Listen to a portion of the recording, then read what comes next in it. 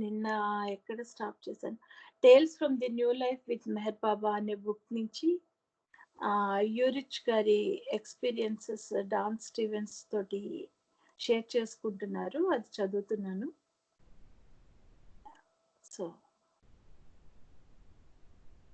Urich, that sounds extraordinary, Urich, because as you describe these circumstances, they seem to typify great deprivation. Urich. Yes, because I have described certain incidents from which you have made your judgment. But what I mean is this: this is such a thing as physical hardship, but greater than this is the stress of mental agony that one goes through in the mind.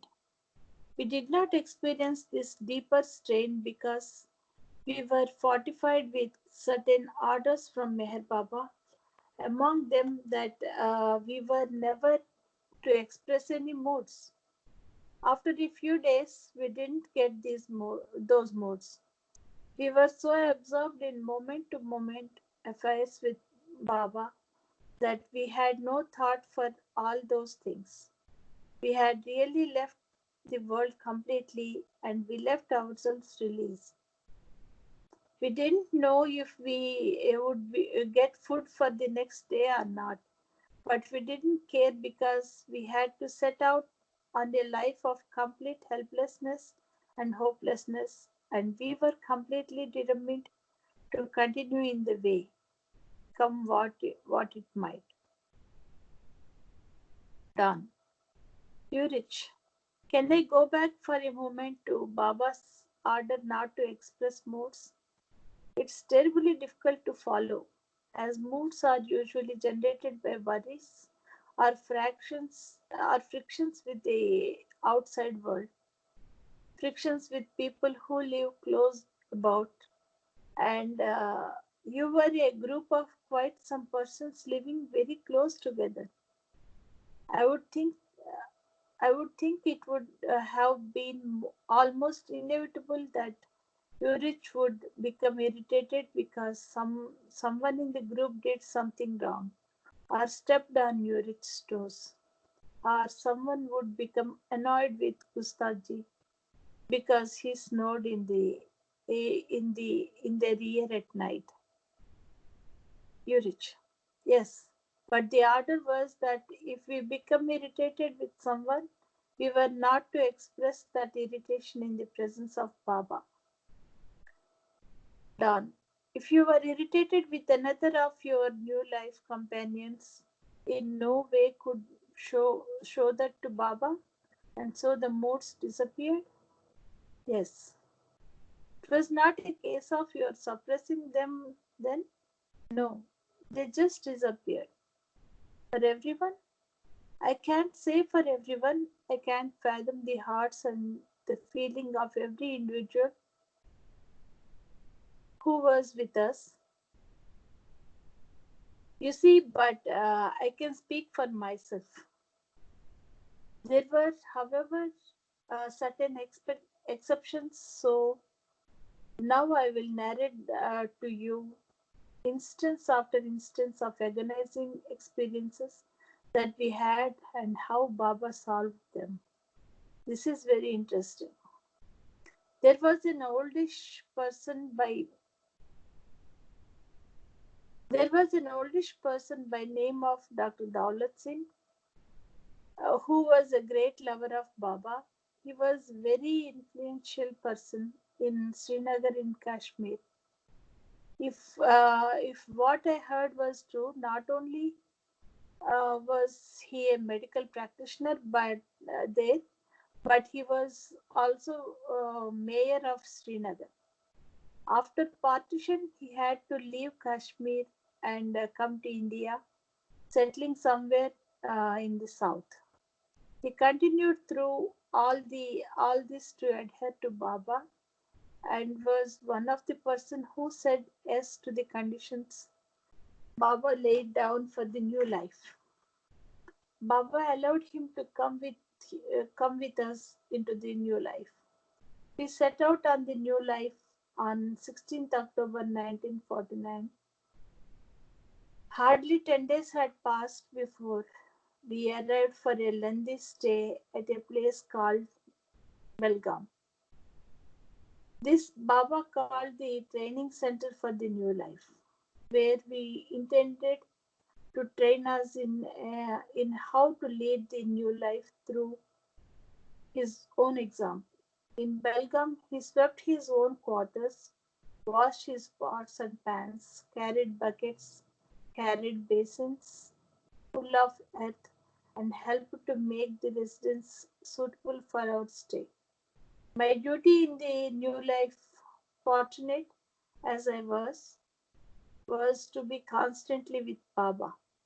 This was one of the standing instructions. One night, while he was resting and I was by his side sleeping, he woke me up and said, "Come on, let's go for a round of the camp." As you know, there was about 22 people, 22 of us in the new life, of whom four were women. All those people were spread over quite some area. Down in the open, Urich. No, there was a camp, a shelter specially built for this purpose, with separate parts for women and men. Baba had his place between the men and the women. Baba took me out, and I followed him in the darkness. We went from place to place, and finally we noted that one of the companions was not lying down but sitting there and sobbing. That was the end of the new life for him because Baba had spotted him in a depressed mode. The man was Dr. Daulat Singh. He is dead now, but he has left behind many interesting stories of his life with Baba. Not only interesting but illuminating. He was an example for us all. When we came upon him, Baba tapped him on the back and said, "Well, doctor, what are you doing?" Baba gestured naturally, and I had to say the words. Dr. Daulat Singh began to sob even more loudly, completely forgetting the standing order. Baba said, "What are you doing? You cannot be in the new life with me. You are no more in the new life. You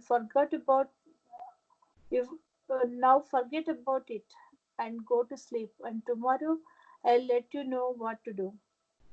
Then Baba went on to say that he would also give Dr. Daulat Singh another order, a special order. "You shouldn't worry about the order I will give. You'll like it." How compassionate and kind our companion was. From that, you can judge many things. He was very firm and strict, and at the same time, there was always a kind word that would comfort us. Then Baba left the place, but his facial expression said, "It's no good." I followed, and I was deeply moved. We all loved this old man. His very presence was full of love for Baba. I was pondering out over this as Baba retired. Then I retired too. The next morning, court would be held on Dr. Daulat Singh. Done. All this occurred during what you call the training period, Urich. Yes. The next morning, court was held. Dr. Daulat Singh was summoned, and Baba reminded him of the incident of the night before, asking him why he had broken Baba's order.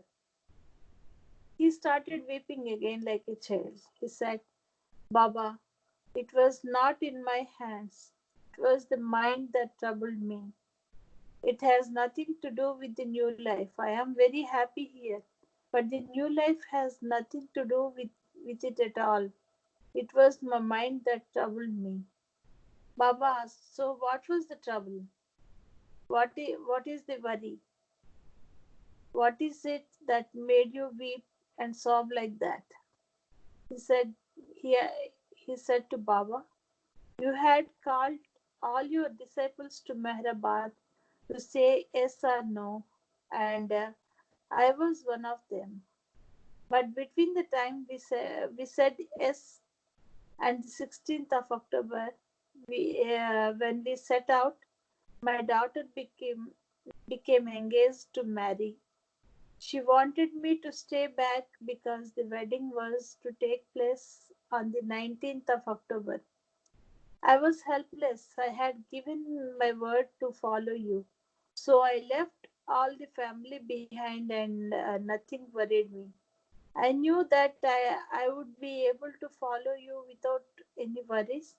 But all of a sudden, I remembered the last words my daughter spoke to me. So Baba said, what was that talk?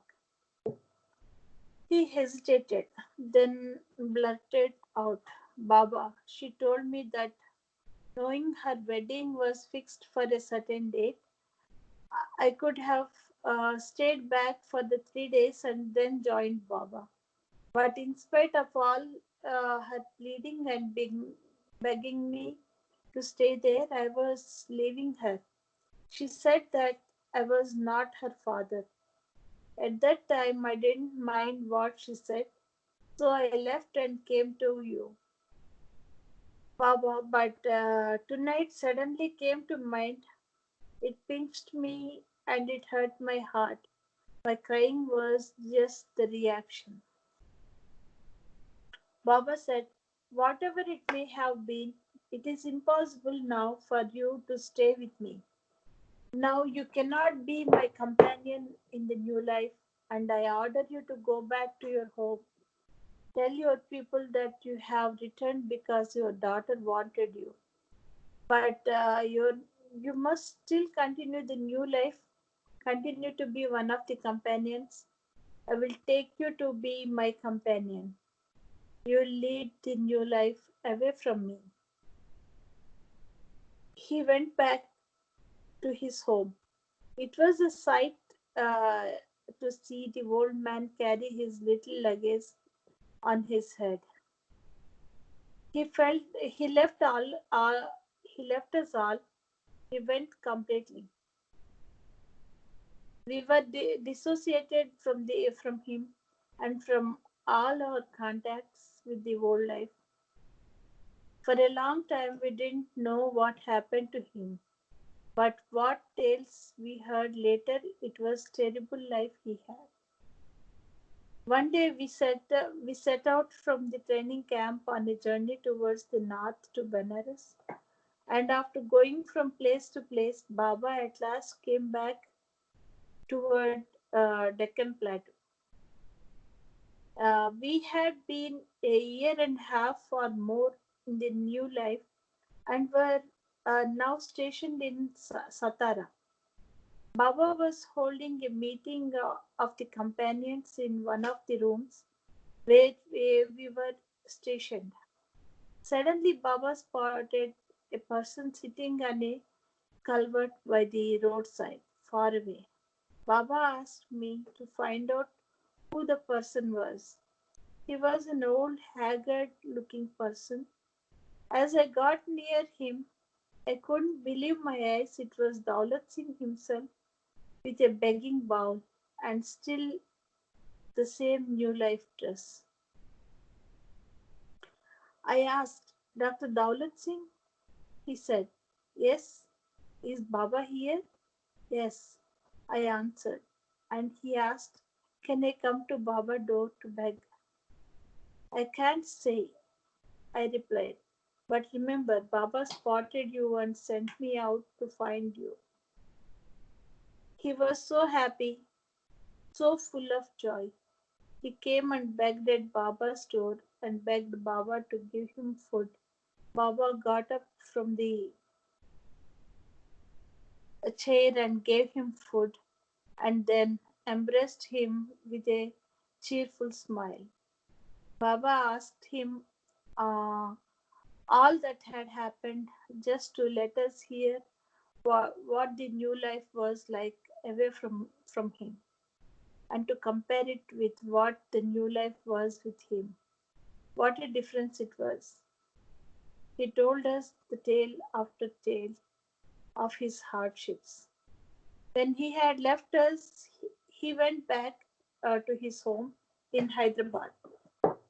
For the first few days after his return, his wife and children accepted him with great joy. But then they didn't like the idea when he continued to go out of the house to beg on the street for his food. This was in accordance with Baba's instructions to go back to his home and stay, but to beg for his food. 1, 2, 3 days of begging they didn't mind, but then they began to be the most disappointed in him. They came from a very good family and did all those in the street in which they lived. They didn't like the idea of begging. The wife and children reported this matter to the head of the community, saying that the doctor was going mad. But he was adamant. He wanted to follow Baba's new life. Then the people in the town started hitting him with shoes and driving him from the street, trying to bring some sense into his head. But nothing stopped him. Even when they hit him with stones and beat him with shoes, eventually his family did the same thing. His own wife and children gave him a thrashing. Then they dragged him out of the house and told him not to stay there. They renounced him and said, "We don't want you." So that is why we are going from place to place begging for food. Baba was immensely pleased and he embraced him. He said, "Now you are free from the new life. Go back and do your old job again as a medical practitioner. And remember that one day I'll come to your house. Now I want you to remain happy." So Daulat Singh went back. It was pretty daring for a person to go back to his home where he had been thrashed by his own family. But he did and he began to practice again. Soon became a famous doctor. His family allowed him to come back into the house and they again respected him. After Baba returned from the States in 1952, after the accident, he set out once again on must tours. One day he came to Hyderabad and Baba said, "You heard Dr. Daulat Singh was living in Hyderabad?" I said, "Yes, Baba, I have his address. Let's go to his house." It was in the early hours of the morning, about 6 o'clock. I asked some people where the house was, and when we arrived there, I went inside. "Is it your car? Is Baba there?" I said. I said, "Yes, he is in the car. He has come to visit you. Remember his promise?" Baba told us to remind me of the promise that he would come one day. He was so happy.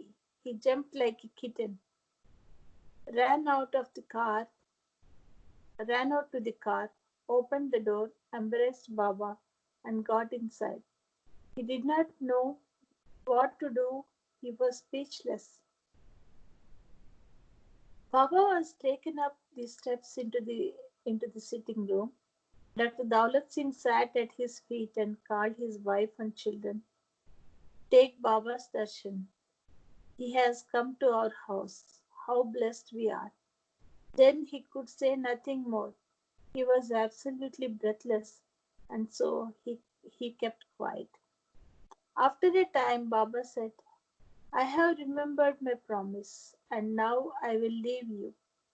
Continue your practice and come whenever I call you. I am very pleased with your love. I am full with it. Nothing more is wanted. Then he got up to leave. As Baba went from the house from the house, Dr. Daulat Singh started weeping and wailing and beating his chest. He did not know what to do. He had thought Baba would stay with them for some time and then he could give him something to eat, a little tea later on in the morning. Afterwards, he used to come to Baba and then go back to his home. He died in Baba's service, telling people about Baba. He would tell the people boldly the Sikh community of Baba's avatarhood. All the Baba lovers in the Sikh community, they are the fruit of his labor. From what you say, you rich, it was not a hardship to be with Baba in the new life. You rich. No, what I am trying to bring, uh, what I am trying to bring home to you is what it was like to be with Baba as a companion in the new life. But I must not forget one more thing that Dr. Daulat Singh about Dr. Daulat Singh. I will take you back to the day when he had said at Mehrabad that he was prepared to go into the new life with Baba, one of many who said yes. When the session was over, Dr. Daulat Singh was sitting in the veranda at Lower Mehrabad. You have seen that veranda. Yes, a big, wide, shady one. Yeah. There was a bench there. He was sitting on it, relaxed, little knowing that Baba would come outside on the veranda. Baba strolled once, twice along the veranda, and there was Dr. Ghani smoking a cigarette. Baba went to him, pulled the cigarette out of his mouth, and gestured to Dr. Daulat Singh to smoke it. Dr. Daulat Singh smoked the cigarette very happily. Baba said, "Well done, my boy," gave the same cigarette back to Dr. Ghani and gave Dr. Daulat Singh a pat on his back. "You will do," he said. "That's all. You should know that Dr. Daulat Singh was a Sikh and Sikh does not smoke. Smoking is not permitted in their religion. But Dr. Daulat Singh's religion was to love Baba and to obey him. Dr. Daulat Singh believed in Baba as the God man avatar." I'm going to stop it here and do some nam.